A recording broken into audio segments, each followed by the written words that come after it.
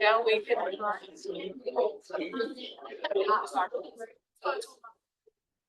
A lively group today. Thank you all for being here. Secretary, would you please call the roll? Trustee Canada. Here. Trustee Johnson.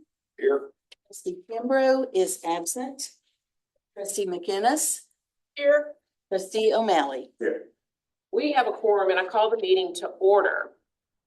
The minutes for the December 5th, 2025 Business and Finance Committee meeting were circulated in advance. Are there any corrections or additions to the minutes?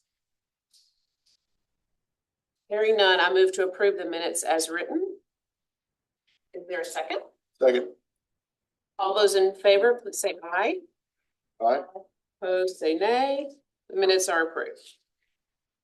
The first agenda item today is the consideration of the non-mandatory fees for the 26-27 academic year. Before asking for a motion, I'd like to recognize Dr. Sharuz Rupapar, Vice President for Finance and Administration, to provide further information. Good morning, Trustee Canada, board members. Thank you so much for being here today. You have before you an item for consideration of non-mandatory fee increases for the fiscal year 2027. A non-mandatory fee applies only to students enrolled in a specific program or college. This is not to be confused with our mandatory fee, which is paid by all students. These fees have been presented and supported to our campus representative groups, including the Student Government Association. The first fee is in addition to an existing fee within the aviation program to cover the added costs of personnel and maintenance required for flight time on our fleet of helicopters. The second fee proposed is to increase the existing ground instruction fee by $5 per hour to offset the increased costs of software used in that program. The next three fees are increases to the existing college fees paid per credit enrolled in the respective college. The deans of the colleges conducted thorough market and cost demand analysis before proposing these fee increases to the budget office. We've reviewed with academic leadership and are aligned with the need to increase the existing fees by $5 per credit.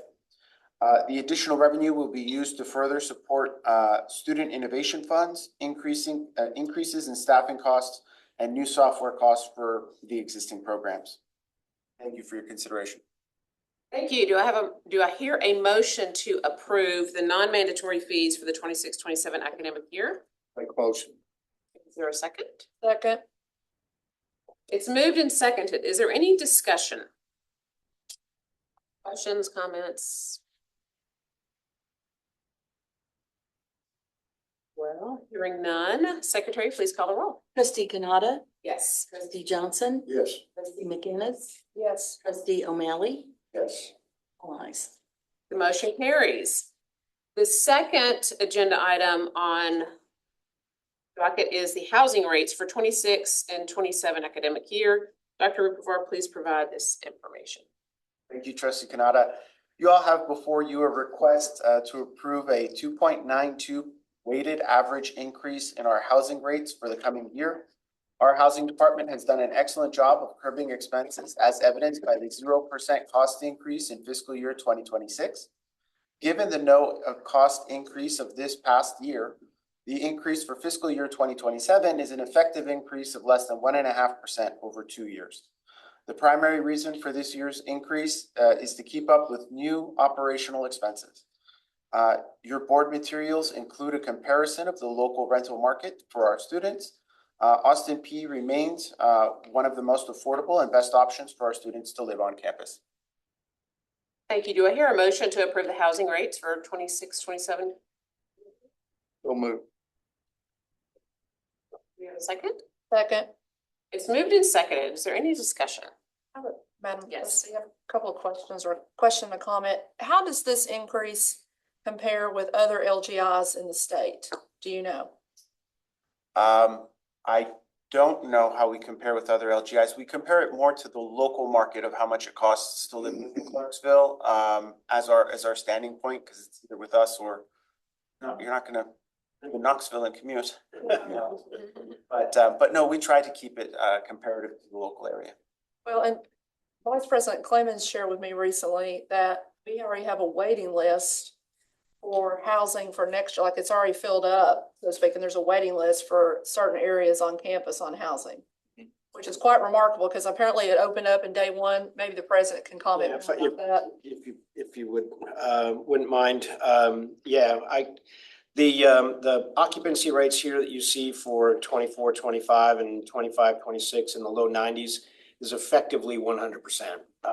Because we hold back a set of beds every year for administrative purposes. We need to be able to have a small number of beds in order to preserve some flexibility, so that if we have a roommate dispute, we need to move people around.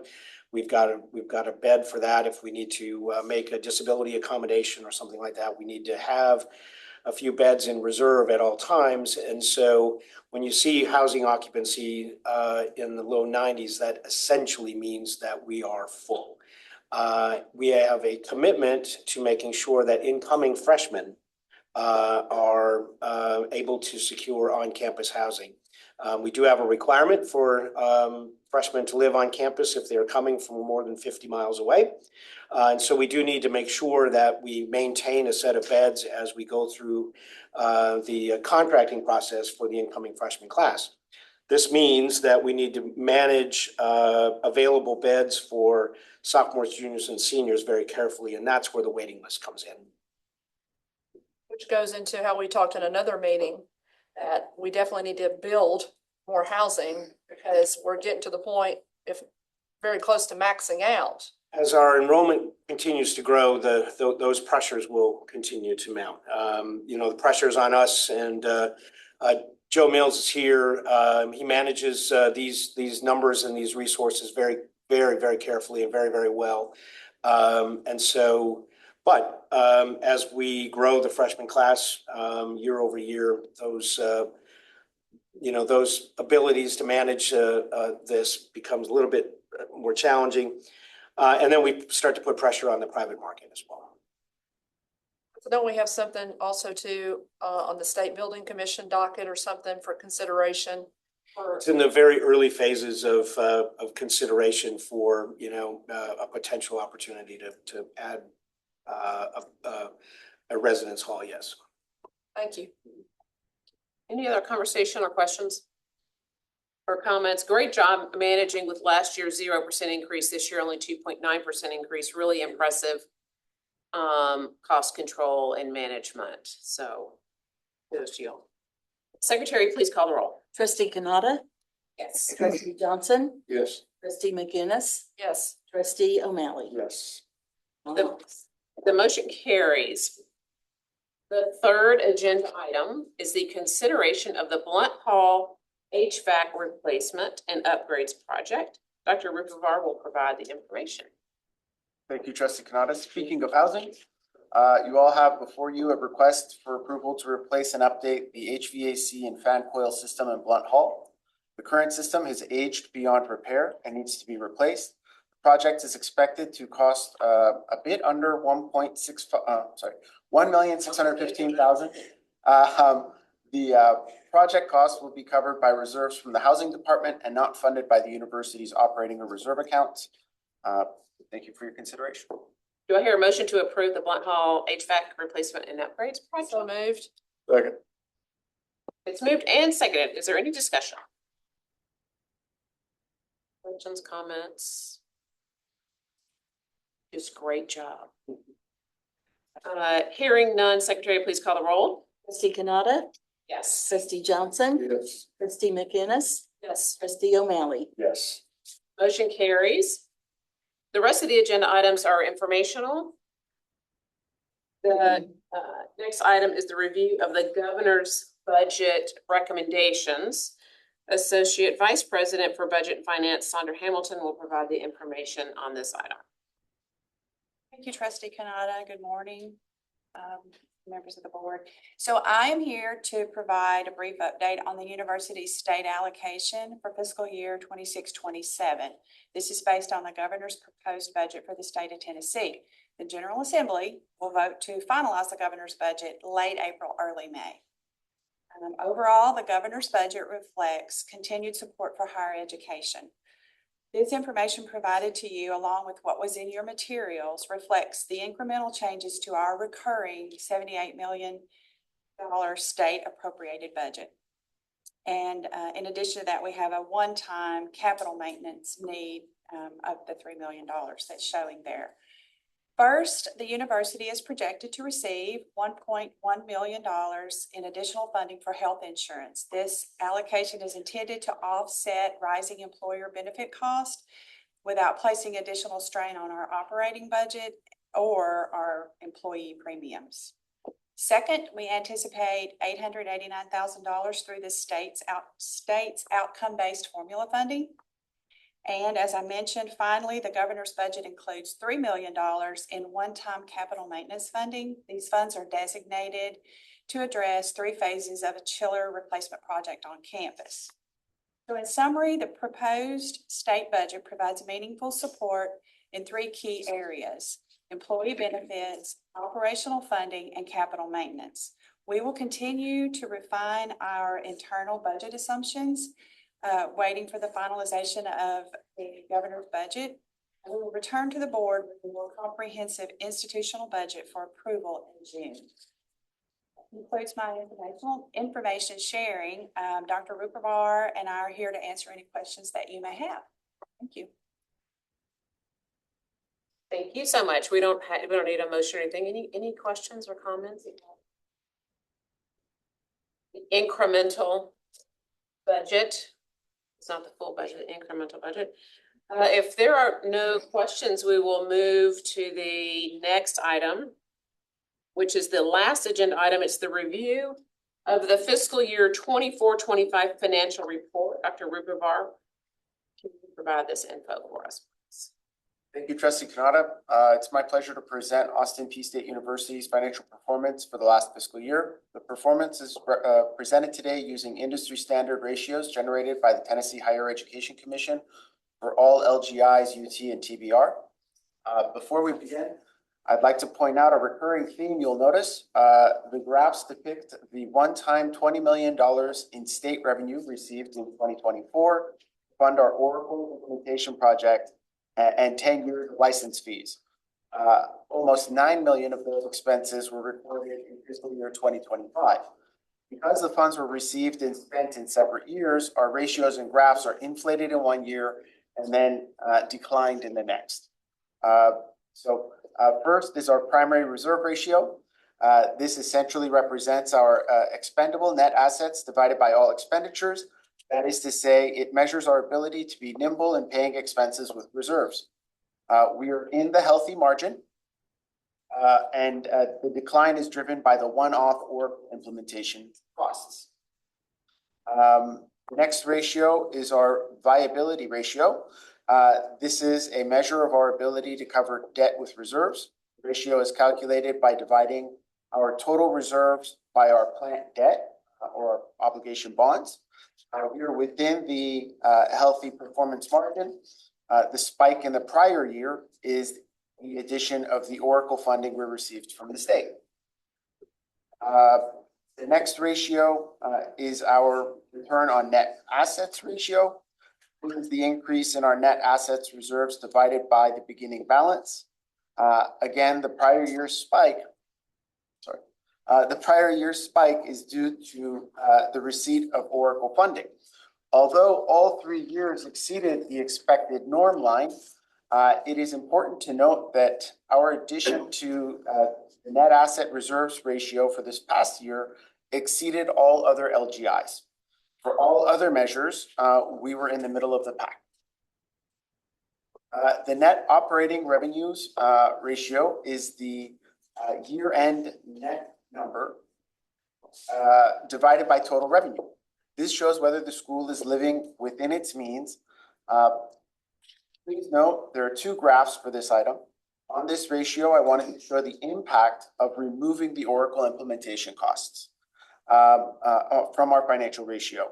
As you can see from the left to right, we come out of a negative territory and into the healthy margin. The final ratio is our composite financial index.